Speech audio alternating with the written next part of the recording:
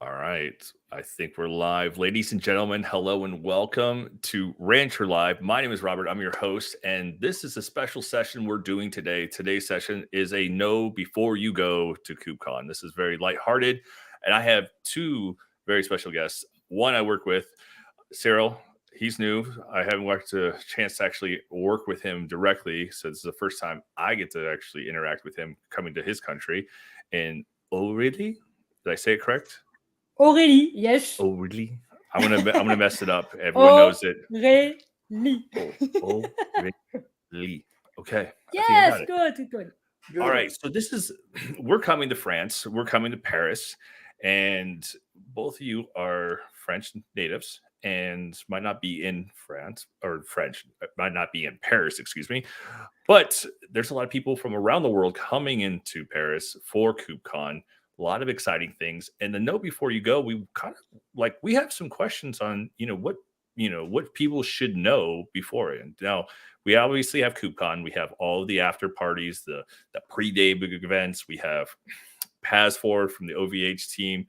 We have Rancher Day. We have a lot of stuff. And there's other stuff that are going on for the co-located events. But someone coming into Paris, what are some of the things that you would suggest that someone should know? And we were chatting before the show.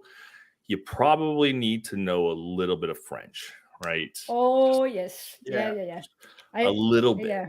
For me, it's very, very important to learn to know some few words like hello, bonjour. Bonjour. Okay. Bonjour. Yes, it's good. Bye. Au revoir. Ooh, that's a deep one. Au revoir. Robert. Well, we have now. Au revoir. Now we have like hello, goodbye. Please, thank you. Right, those should be keywords, and a couple Duolingo lessons in French would probably suffice. Yeah. I travel a lot, and I don't know how well it translates, but I have an iPhone, and it has like this translate app, and Google phone. Google has it too, and so is to make sure you have that, and know. And ours, I don't know about the Google, but the iPhone has like the camera, and so sometimes I'll like hold it up and just go like, and it translates the sides, this like a sign. That's a key one, but. Let's talk about real quick. A lot of people are training in there's something called the Kube train that's going. So I'm flying in. I live in America, and as I'm coming in, getting from the airport to close to the venue, public transportation or taxi. What are you guys thinking about that? Now, I know there's been some protests, which are good and bad at the same time, because but they happened. What do you guys recommend? Should people mass transit safe to take? Not being it's dangerous, but like it's safe that you're going to get there at a reasonable time. Yeah, no, it's not dangerous at all. I mean, that's not dangerous. It depends. We got two main airports in Paris. So one is on the west and one is on the north. So depending where you are coming in, it depends. You always got train directly to Paris. I mean, inside the central Paris. You got taxis all the way around. Be careful. Really take the real one, because sometimes they will ask you an extra money. So you need to check the real queue for the real taxis. Okay. And Uber also is working fine. So a lot of Uber. Yeah. A lot of Uber. But for me, you can take public transportation. They are great. And it's quick, fast, but fast. Not slow. Let's say it's not too slow. Fast. I live outside the largest American city without trains, so we get everywhere by car. So getting to ride the train for me is a novelty. But this time I have like 5 cases to come in because I have all our camera equipment, so I have to take like a taxi or a van. Yeah, so I'm personally different, but what we're recommending, is there an app that you guys use? Like I know in certain cities, like you can get an app that can allow you to pay for your tickets and do that. Does Paris have something? For cab and taxi? Taxi. Oh yes. So we have G7. Yes. J7. J7. Yeah. Okay. For taxi. Yeah. Yeah. What about the trains? Is there like an app for like trains and public transport? You can find the air. No, you got the RER, the RER. Yeah. This one you can get the full map because once you are inside Paris, you can travel wherever you want, and to go to the event there is one station which is very close, so you can use the public transportation and with the RER, so RER application, you got all the map for the buses, for the tax, for the train, etc., etc. And Awesome. and as I traveled a lot, I use City Mapper. City? What is it called? City Mapper. City Mapper. Okay. Mapper. I'm taking note. I should have had a piece of paper and pencil. Okay. Now that we talked about that, but Chicago was last. Chicago was a pretty walkable city, but were some of the events where like Rancher Day was like, well, you had to take a taxi or a Lyft. It was just too far away. Rejects was too far away from the venue. I mean, you were walking a long time from McCormick all the way up to where Rejects was at. Paris feels a little more walkable in that regards, and where I'm seeing some of the events. So obviously, we're gonna just agree that you probably need walking shoes. Holding off on high heels. I don't want to hear like you need some like padded like hiking boots or like good walking shoes, because this is a very walkable city, right? Or am I just assuming? Okay, great. Yeah, it's good. Yeah. And then don't forget to take your running shoes, because you can see some great monuments also, and some fun running. So let's unpack monument wise. I know we're in Paris. We have the Arc. We have the Eiffel Tower. We have the Louvre. Any other? Louvre? Yes. The Louvre. You know, like the American in me is coming out, going like, we're gonna call that the Louvre. That's what we're gonna call that here. It's gonna be the Louvre from now on. All right, y'all gonna get that. That being said, beyond those monuments, is there anything else that people should check out if they have an opportunity to do so? That, in your opinion, like if you're coming to Paris, you need to see this. Montmartre. Montmartre. Yeah, Montmartre. It's in the north of Paris, and you got the basilic, and you got an amazing view of Paris right here. Oh yes. And it's the area is really like an old style Paris. I say it's really cool to go there. And it's very typical. It's Okay. Now, I don't know much about it, right? But I've heard there's a catacomb thing that if you're into the macabre, Catacombs, the catacombs are pretty crazy to go check out. Basically, like a bunch of bones underground, like from like long.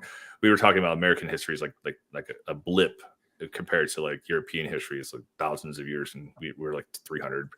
But there's this catacombs that you guys can go check out. You recommend, not recommend? It's a good one if you're interested into that stuff. And we don't judge if you are interested. It's okay. I never did it, so okay. I don't know. Okay. Cyril? No, I never did it. I've heard about it, but I mean, there is beautiful things to see outside being underneath. Sure. If you want to go, work is great. Yeah. Okay. Awesome. Of course, you have to go and see the Champs-Élysées, the most beautiful avenue in the world. aux Champs-Élysées. Élysées, exactly. And you have to sing this song.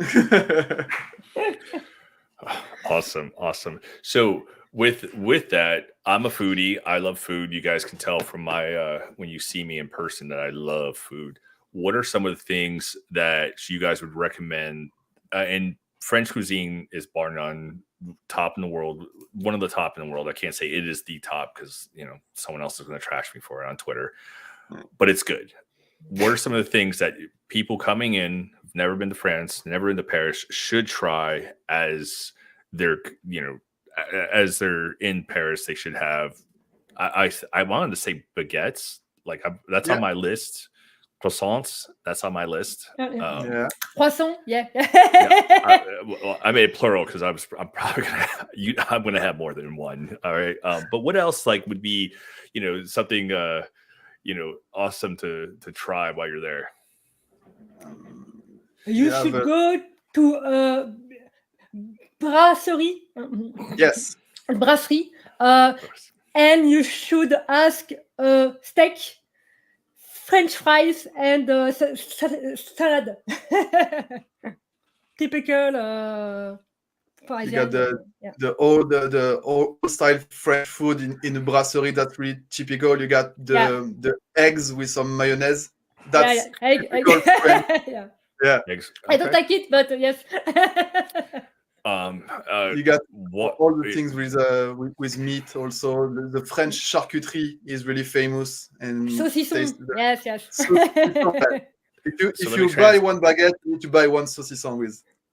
Yeah, so I think you said a word. I think we use the word charcuterie. I think you said it correctly, but the charcuterie boards is, I think, what you said, right? We say it differently in America, so I had to let me translate that for the rest of us. It was just the charcuterie, right? Charcuterie. Okay, so we covered off on transportation. I do have a question, and this came up. I did TripAdvisor for a few things, and people are saying that we need to book now to make sure you want to see something like the Eiffel Tower. Is that something recommended that you should be booking this? Okay, so you can go onto the Louvre, the Louvre website, and book your tickets there. Okay, you must book for a certain hour, and for Eiffel Tower, there is two ways of going top. I mean, to the second level. You can do it by walking on the stairs. There is 300 stairs, so it's doable. Honestly, I did it with my children, so it's okay. Otherwise, you can take the elevator. So depending on that, the price is different, the timing is different, also, etc. So they charge you if you want to take the elevator, right? Yeah. Okay. Hey, listen, it's like pay. It's like pay as you go, right? We don't get mad at AWS for doing that to me. Somebody's being funny in the chat here, and they're saying snails are typical French. Should we try the snails? Yeah. Good. Oh, yeah. And frogs. Snails and frogs. All right. I love frogs. All right. Like my family's from Louisiana. I got lines. I don't even think we crossed that line. I don't think we've crossed that line, but I'm willing to give it a try. And this person was very, very funny. Two people who don't live in Paris. Well, these two individuals I know do a lot of work in Paris because they travel in for work and they travel out for work.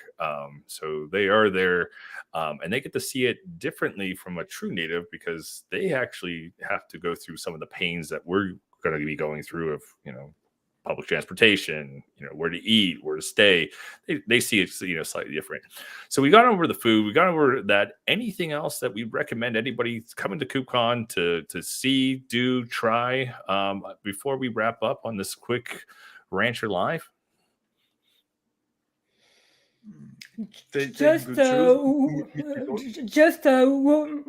walk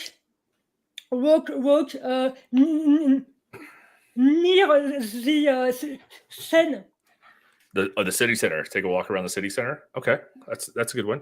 I always recommend people to pack a bigger bag than what you need. Don't fill it because there's going to be something you're going to want to buy. My wife is coming to Paris with me, and I'm pretty confident that I'm going to have to take an extra bag home. Know it, and stuff like that. So Well, I want to thank you both for doing this. This has been really fun. KubeCon's coming. We have a big week for everybody between rejects, which I hope to see both of you there. We have Rancher Day. We have Pass Forward from OVH. I know at Rancher Day, we are handing out these scarves. I'm excited about these things. And if you're going to Rancher Day, we want you to sign up for Pass Forward. We'll get the link and we'll put it in the show notes later. Pass Forward is a great event. I will be there. I think there's a DJ as well. Is there a DJ? Yeah, it's a French one. DJ, yeah. Okay. I'm not going to dance. I will save you guys that, but that's okay. Thank you both for coming on and doing this lighthearted, very short show that for us. But we'll see you guys next week in KubeCon, and we'll see everybody else in the community.